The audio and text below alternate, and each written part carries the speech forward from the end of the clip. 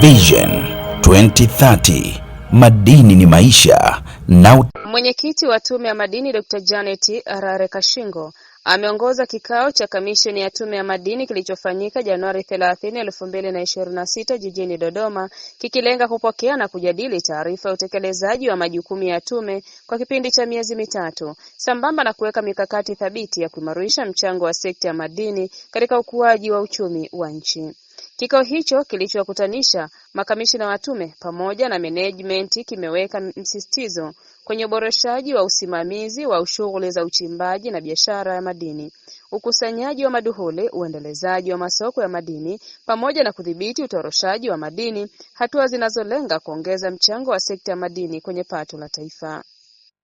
Baada ya kupokea taarifa kutoka kwa katibu mtendaji wa Tume ya Madini Mhandisi Ramadhani Lwamo pamoja na taarifa za wenyeviti wa kamati za tume, Dr. Kashingo amepongeza mafanikio yaliyopatikana hususan katika eneo la ukusanyaji wa maduhuli, usimamizi wa masoko ya madini na vituo vya ununuzi vilivyoanzishwa nchini, kuimarika kwa usalama kwenye shughuli za uchimbaji, ushirikishwaji wa Watanzania katika sekta ya madini pamoja na mchango wa kampuni za madini kwa maendeleo ya jamii.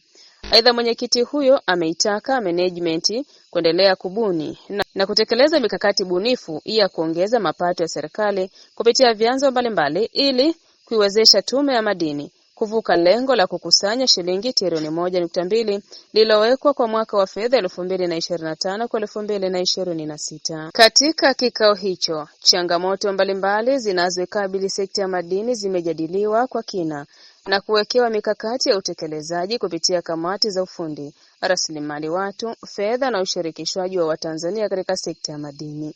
Lengo ni kuhakikisha wachimbaji wanafanya kazi katika mazingira rafiki na salama yanayowawezesha kujipatia kipato endelevu, huku sekta ya madini ikiendelea kuwa nguzo muhimu ya uchumi wa nchi.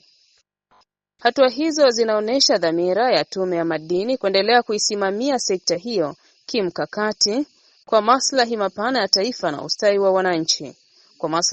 ya taifa na ustawi wa wananchi. Mohab TV, Dodoma.